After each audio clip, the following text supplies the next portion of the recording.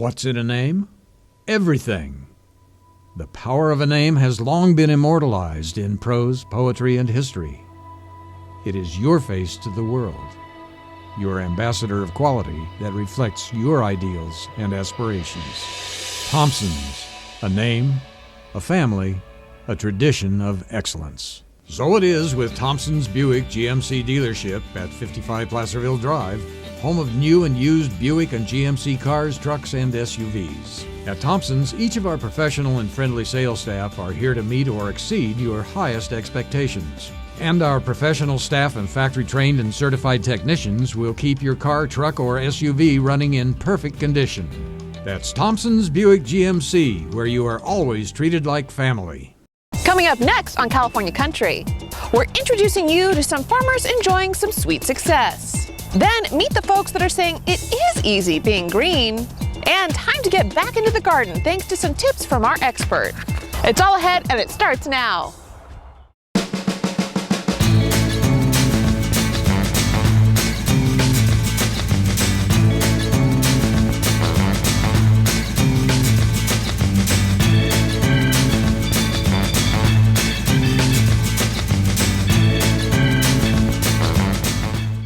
Welcome to California Country. I'm your host, Tracy Sellers. You know, this time of year, there is a ton of great produce to enjoy. And one duo in Northern California thinks they may have just grown one more option for us.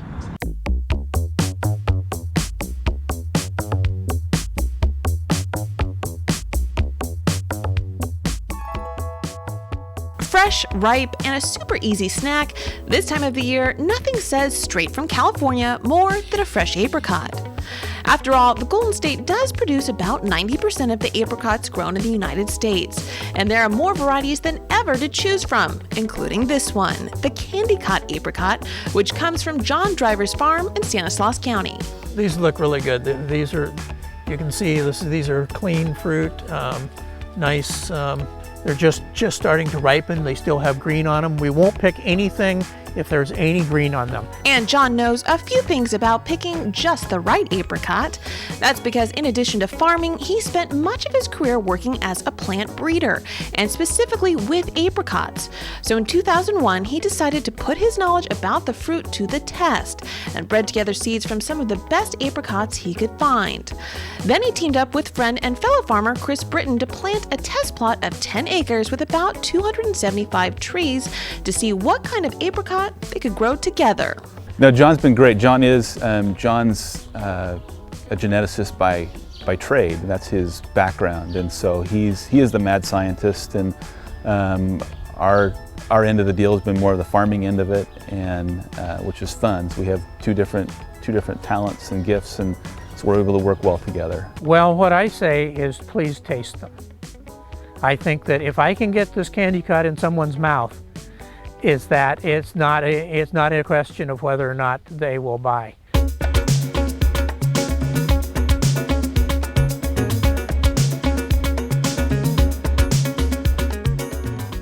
What the duo ended up with was something no one else had on the market, a super sweet apricot which was so intensely flavorful and sweet it tasted like something they called nature's candy, so they aptly named the apricot a Candy Cot.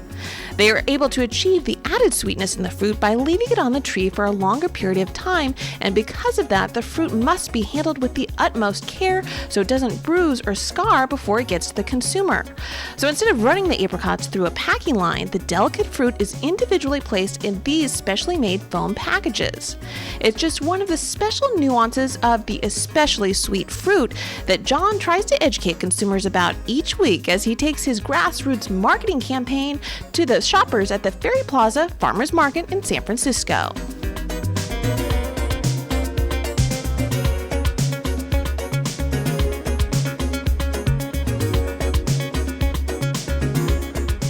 What we have here is that is education of the consumer that these apricots are very high sugar, and with high sugar apricots, you happen to have some spotting on the skin. It actually starts to dry on the tree, and as a result, you get these spots. These are tree ripe, so they're really ready to go. Really terrific, very unusual. It was surprising to me. I wasn't expecting that it would be that flavorful. Well, you know, I got these for the first time last year. Strolled by, saw them by accident, saw the name, thought it sounded kind of gimmicky, thought it was going to be somehow apricots with sugar added, but they were the best fruit I'd ever tasted in my life, and I brought them home, and by the time I came back to the market the next week, gone.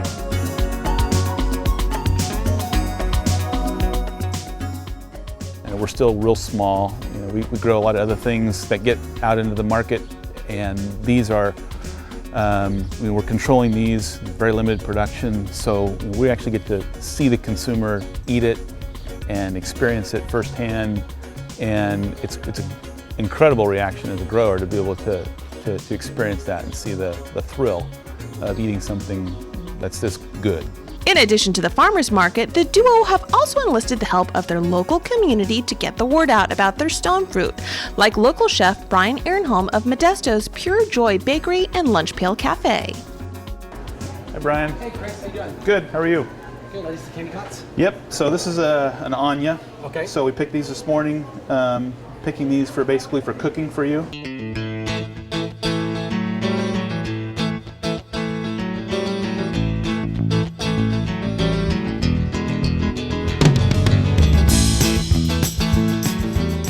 Because of their natural sweetness, Brian says he is able to use the candy cut apricots not only in sweet concoctions at the bakery, but also in savory dishes at the cafe as well. Gentlemen, this is a California lamb taco, and it's got a radish and jicama slaw, and then it's featuring the candy cut pico de gallo on top.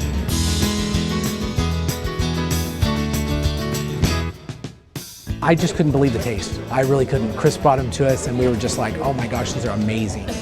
They really are. And you don't want to put it in with a bunch of other stuff. You don't want to ruin that flavor. You want just that flavor to come through on its own. And Candy Cots is a new apricot that's being developed here in the Central Valley. Really sweet, and it's about 3 times the sugar. So we paired it with a fresh California lamb and a little jicama and radish slaw on the bottom. After a decade of trying, this dynamic duo of stone fruit are finally ready to deem their experimental planting a success, and are even looking to plant more trees this year as they look towards a future of hopefully many sweet rewards. We've had a blast. We love seeing something kind of go from nothing to where it is today, which is not much more than nothing, but we're still in the process of developing it. So we're having a great time developing the varieties. It's fun to take something to market that nobody has.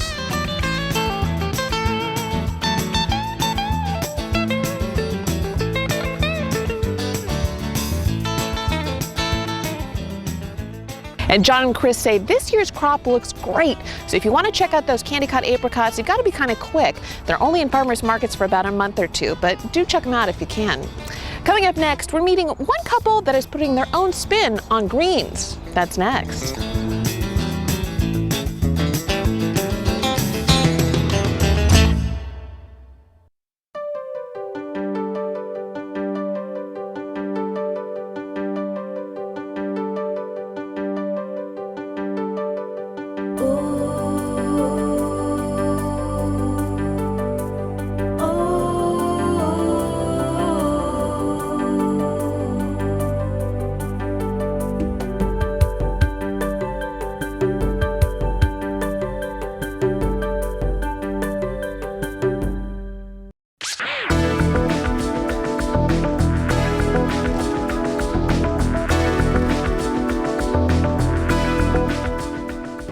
So you think great tasting food like this can't be great for you? Well, the folks here in Ventura County have a very simple message for you. Just give greens a chance. Give them a chance. Everyone wants to look good, feel better, and have more energy. And that's where these guys come in. Dark leafy greens. Nutritionists call them the superheroes of the vegetable world. They say they are packed with vitamins A, C, and K, as well as iron, calcium, and fiber. And because of all of that nutritional appeal, what started out more as a comfort food has found acceptance amongst the masses as of late. But yet few of us quite know what to do with them when we see them in the store. Unless, of course, you're in Ventura at the 71 Palm restaurant. That's where you couldn't find a bigger fan of dark leafy greens than Chef Poitier. Okay, we got a baby bok choy. Beautiful, nice and pretty. We're gonna do the char right now. The red and the green. Just direct from the farm, et voila. It's like a whirlwind in the kitchen with this chef, as he makes cooking with greens actually look easy. Take, for example, this dish. He adds noodles and a little white wine reduction with some sweet pea greens, and then finishes with sesame seeds, and presto, an easy and simple dish that any of us could do. Oh, I love to play around that. Create some dish by themselves, just a vegetable, or incorporate in a gratin or with some fish and chicken. So give a variety of a fresh vegetable direct from the gardens, from the Oxnard field, Ventura field, and to the restaurant, to the plate, to the customer. So what's his tip to finding so many ways to cook with greens? Well, his main secret to success lies with his friends and neighbors, Roy Nishimori and Jan Burke, who run San Miguel Produce and have almost every green you could imagine at their farm in nearby Oxnard, which in turn provides the chef with a lot of great ideas. Here we have the baby bok choy, the soy ginger sauce, fabulous. And here we have a capellini with a sweet pea. Besides selling to local chefs, San Miguel Produce is actually behind one of the most innovative products in the leafy greens market for consumers these days, bagged cooking greens. Launched in 1996, it was the first packaged form of cooking greens in the United States.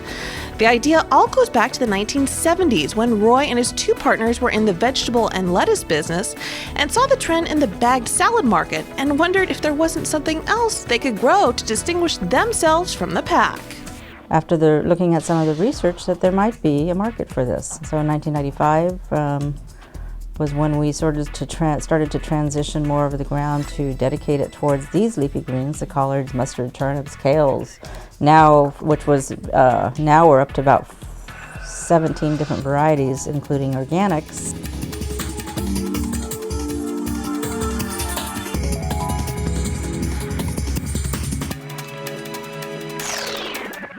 We're out here in a collard field. We grow collards year-round here in California. It happens to be one of our biggest commodities for cooking greens. The crew out here today is hand harvesting the various products. What they do is they pull the outer leaves off, they bunch them, trim them, put them in the boxes, and we sell these to various grocery stores across the country. Yeah, the leaves look really good, quality looks good. In addition to those collard greens, which have a cabbage broccoli-like flavor, some of their best sellers are a curly mustard, which is spicy and vibrant, and a rainbow chard, which has a delicate taste similar to spinach. It takes about 35 to 40 days to grow a crop of greens, and then harvest crews move in and are able to get 3 to 4 harvests a year out of the plants. From there, they travel to the production plant where they are triple washed and cleaned and then put through what amounts to a huge salad spinner. Look at that thing. And then they're bagged up and shipped out for us to enjoy at home.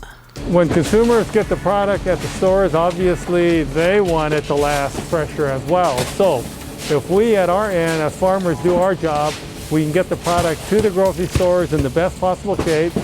The consumers buy the product, they can take it home, put it in the refrigerator, and hopefully they will consume it quickly. And that's what, the beauty of it. So sometimes we don't know where a vegetable comes from somewhere in America, and so we know it's from direct from few miles away here, so that's what's nice. Today, the farm is the #1 selling brand of cooking greens in the nation, selling to local chefs like Chef Poitier, as well as shipping across the country to stores like Trader Joe's and Whole Foods for the home cook to devour. But no matter how big they get, the vision here remains the same, to provide folks with an easy solution for adding nutritious and delicious greens to their diet. You know, I have to say, going green never tasted so good. And the rewards, because there's nothing better than know that you're doing something good for people than helping to feed people, which is very special.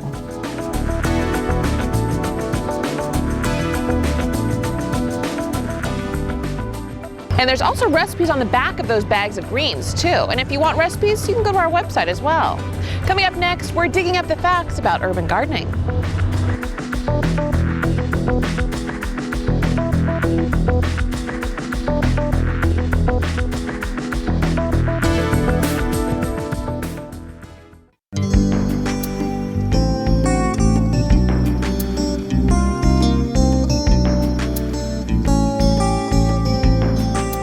It's one thing to buy things in boxes and packages and just have it show up. It's another thing to actually know where that is produced and where it's come from and how it's produced. I think it even goes further when you have some kind of personal connection to it.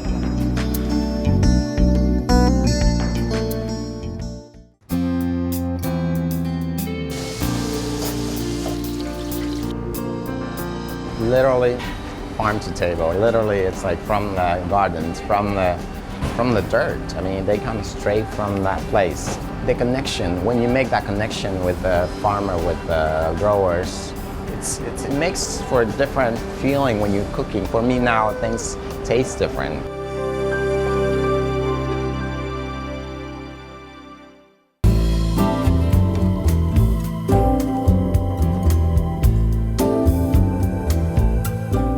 Welcome back to the show. You know, there's a farm here in Sacramento that started out just with the simple goal of educating us about where our food really comes from. But as Charlotte Felipe shows us, it has turned into so much more.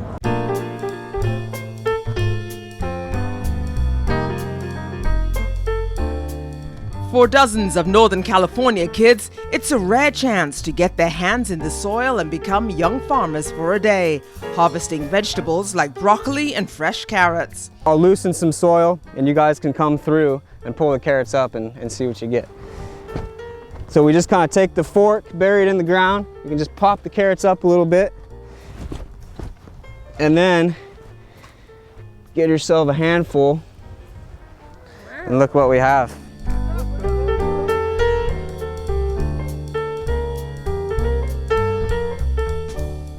We found that, you know, if children in particular can kind of touch and feel it, if they can help put seeds in the ground, then they're going to put that stuff in their body. And that's, for me, looking at all the stuff that's going on in the world right now around health, it's like that's a good sign to me.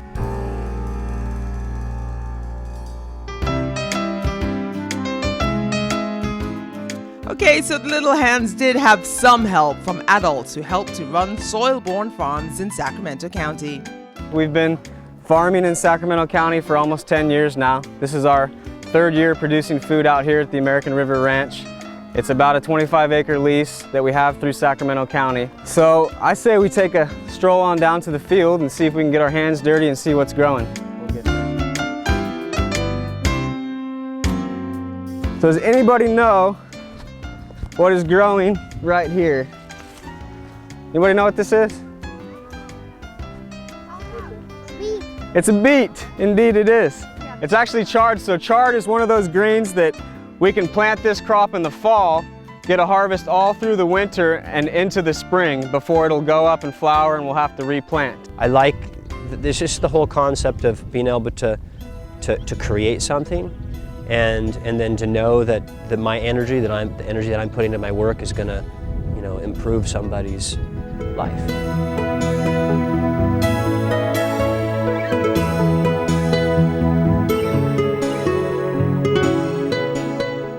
Soil-Borne Farms is a non-profit organization. For the last 3 years, staff have been farming these 25 acres within the American River Parkway. This land actually dates back to the 1800s and originally belonged to William Leidersdorf, America's first African-American millionaire. Yeah, he owned it for about 10 years, and actually did some production on the property even back then for a lot of the mining camps and stuff like that. Sean Harrison helped to start Soil-Born Farms about a decade ago and says for many urban kids, this is the first chance they've had to go into a chicken coop to see roosters, hens, and some fresh California eggs. Not to mention an up-close encounter with the farm's mascot, a pot-bellied pig called Whiskey. He's a pot-bellied pig, and he is older than Soil-Born being here. He's been here since before we were here farming. After all that, it was time to get hands dirty again and learn about vermiculture. That's a fancy term for composting with worms. These little wrigglers were a big hit with the kids.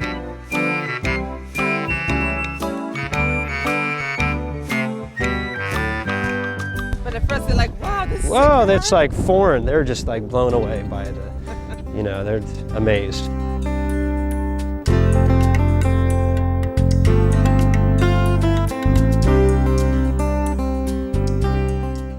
He believes that showing urban kids at an early age that farming can be fun is not difficult, and it's a great way to invest in a future generation of California farmers. It was fun.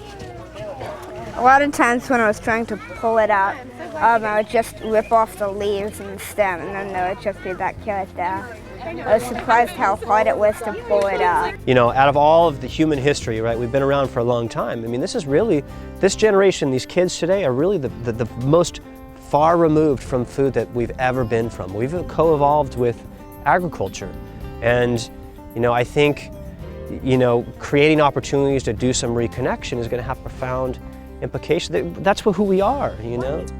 In Sacramento, Charlotte Filippi, California Country TV.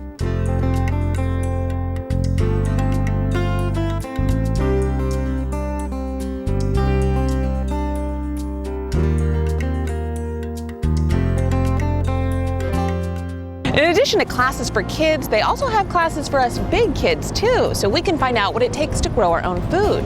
Speaking of getting our hands a little dirty in the garden, do you love to garden but don't have a big space? Well, we've got some tips for you coming up next.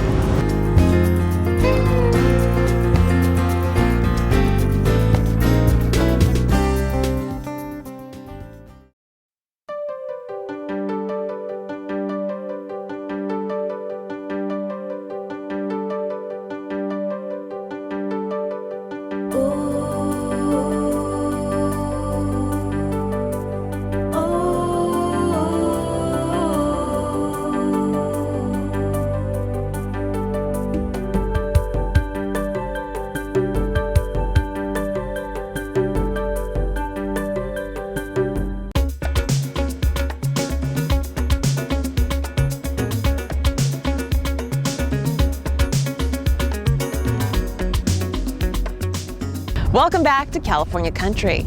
You know, when it comes to showing off your gardening skills, you probably think you need a lot of land, right? Well, as Steve McShane shows us, you don't have to have a lot of space to have a great garden. Now, why am I lying on the ground in this square? Steve McShane, McShane's Nursery.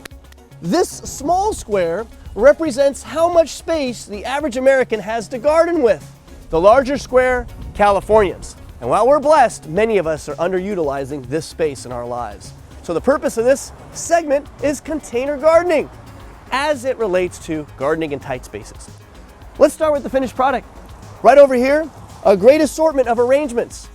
3s, 4s, 5s, different levels of heights, incorporating perennials with annuals and maybe even edibles goes a long way. Even more important, look at the variation available to us. Whether it be a medium-sized pot, something a little bit smaller, offering variety goes a long way. I'd also recommend considering, say, a water feature like this disappearing one right here. Perfect for a tight space. And maybe even, say, some brass. Think about it as theatrics. We are pointing and putting together a picture for our guests. Now, if this kind of upscale arrangement isn't quite your thing, the good old wine barrel goes a long way. When you purchase a wine barrel, make sure that there's holes drilled in the bottom. Ask the nursery or garden center to do it for you. And once you've got your wine barrel in place, always add plenty of drain rock. Those rocks will ensure that over time, the holes do not get plugged by soil or whatever else. Now, a lot of people come to me and ask, what about gardening in hot spots, hot patios? Well, that's where succulents and some of the sun-loving, trailing perennials come in. Look at this beautiful arrangement here. Plenty to offer, a lot of beauty, and in this case, terracotta. Notice how we're completing the picture. That tight space is now people-friendly with this arrangement and this bench right there. Now, when going for a container garden, I always recommend using something like this, pot feet. That's right, these little terracotta ones, or maybe a glazed pot feet, or something as cute as this bunny, will keep that planter up off your deck or off your concrete surface so it's not stained. And again, notice, use of perennials, edibles, flowers, even this edible nasturtium can be added to a salad. It's that easy with a tight space. Are you using your tight space? Let's get to the action. So let's say you're gonna put together a container garden. This medium-sized pot right here is ready to go. I always recommend starter fertilizer. In the case of a sachet like this, it's as easy as that. Using a high-quality potting soil goes a long way as well. Pay attention to the ingredients, things like chicken manure, worm castings, bat guano. Generous amount of potting soil. In this case, I've chosen a geranium and some lobelia. The two colors go fantastic together. You pull the geranium out, break up the roots a little bit, get it into place. Say a couple of lobelia on the outside. In time, that lobelia will trail down the side and explode with color. We're gonna finish it off with some potting soil around the outside, and before long, our arrangement is looking killer. One last point. When you're done potting it, give it a generous amount of water, and don't forget to feed your landscape. I choose this organic blend, but organic or conventional, added to your plants and your garden will keep them healthier and living a lot longer. Make use of that tight space. Consider container gardening, and I'm glad you're a part of the mission to keep our beautiful world even more greener. Thanks, Steve. Great tips as always. Well, that is going to do it for the show today. If you have questions about what you've seen or want to see some recipes, go to our website at californiacountry.org. And we'll see you again next week on California Country.